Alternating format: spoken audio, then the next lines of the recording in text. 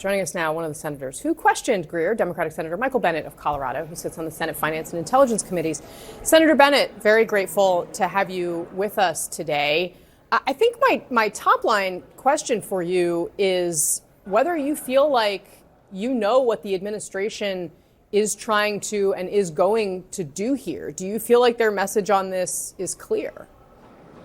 I don't think their message is clear, Kasie, and thanks for having me. And I think that's why you're seeing bipartisan concern because they've decided they're going to challenge the entire world at the same time, and I guess negotiate 90 trade agreements at the same time as well. That's a big piece of work to do all at once, and you can see. For example, China and Europe beginning to say, is there business we can do together without the United States? I wouldn't be at all surprised to see, for example, China dumping stuff into the European market that they now know they're not going to be sell here in Washington. You know, the point, of course, is that we have, had trading relationships with parties, especially China, who have taken advantage of the United States. The question I have is whether or not we could have had a much more strategic and targeted approach, one that actually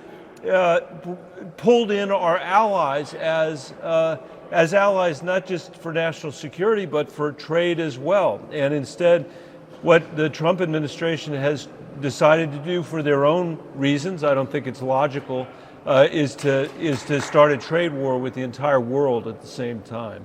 Yeah. Sir, some of the financial leaders, CEOs, have suggested that there are ties between economic security and national physical security as well here, and that there are national security risks to major economic actions like this.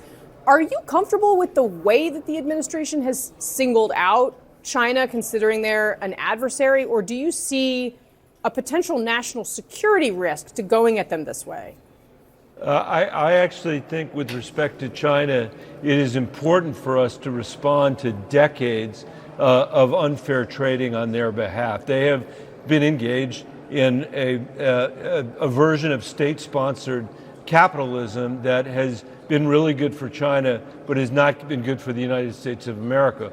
But I think as we think about that strategically, we should be involving countries in our hemisphere, like Mexico, like Canada. We should be involving our allies in NATO on our side when we get into something like this, rather than trying to take on the entire world at once. And so I don't disagree that we've got real problems with China. I just think that they've not handled this in the most strategic way possible. I'll say with respect to our national security, the Trump administration clearly doesn't care about all of the post-war alliances that we've had. They've already done everything they can to piss off our European allies and our friends in this hemisphere as well.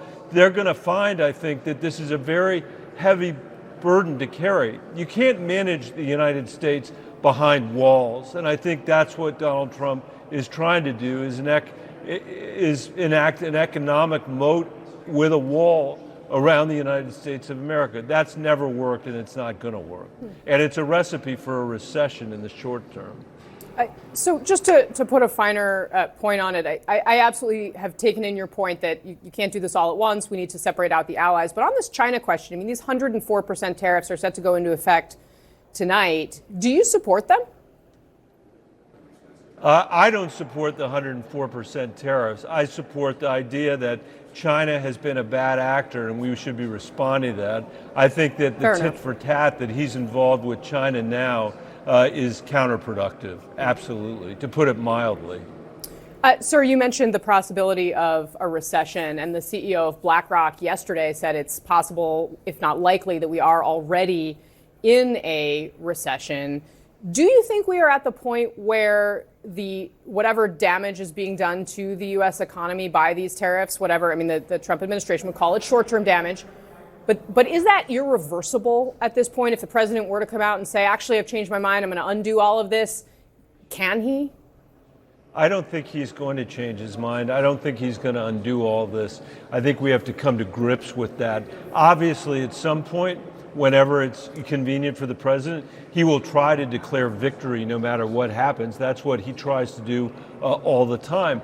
But in the meantime, what you're going to see is capital investment frees up at every level of our economy. That's already happening. That's why BlackRock is saying that we may be in a recession already. And that's my deep concern for working people in the middle class in this country who are going to be on the receiving end, not so much from the cratering of the stock market, but from the fact that the economy will seize up.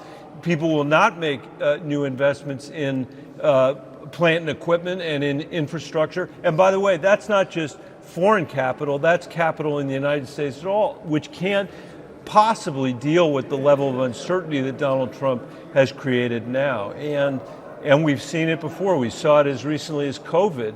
But the difference between COVID and what we're facing now is this is a purely self-inflicted wound by the President of the United States. That makes it very different.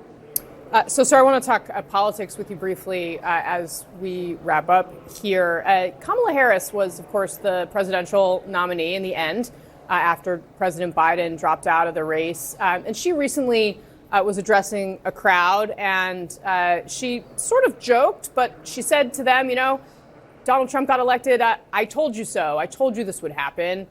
Do you think that's the right way to talk to voters? I think that it is important for the Democratic Party to understand why Donald Trump got elected twice. And I blame Donald Trump for lots of things. I blame him for starting a trade war with the entire world. I blame him for abandoning Ukraine and for eroding the NATO alliance. The one thing I don't blame him for is getting elected president twice. And the Democratic Party needs to think very hard about how we were repudiated in such a way that allowed basically a reality TV star with the record Donald Trump had, which included, by the way, the reversal of Roe versus Wade, the first civil right that's been taken away from the American people since Reconstruction. And that's not his fault, it is our fault. And it is because we were unable to see the effect of this economy on working people all across our country, and the sense among people that no matter how hard they worked, their kids were not going to live a better life than they lived. That is what we need to be focused on as a party. And if we do, we'll come back in part because no one wants the chaos that Donald Trump represents. All right, sir, very briefly, you running for governor of Colorado? Today is not the day to talk about that, but I'll let you know. As soon as I know, you'll know. Keep us posted. Thanks, Kasie.